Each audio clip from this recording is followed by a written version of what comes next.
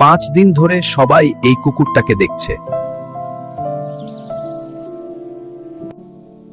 আজও সে সেই একই জায়গায় দাঁড়িয়ে আছে। হঠাৎ একজন বৃদ্ধ মানুষ তাকে চিনতে পারল। বৃদ্ধ মানুষটা বলল, এই কুকুরটা একজন ছোট ছেলের ছিল,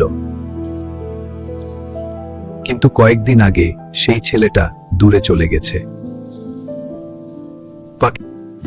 কিন্তু এই কুকুরটা এখনো বিশ্বাস করে একদিন তার প্রিয় মানুষটা ফিরে আসবে।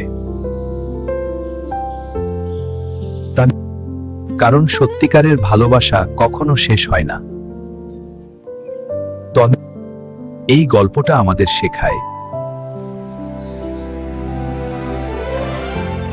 ভালোবাসা কখনো ভোলা যায় না।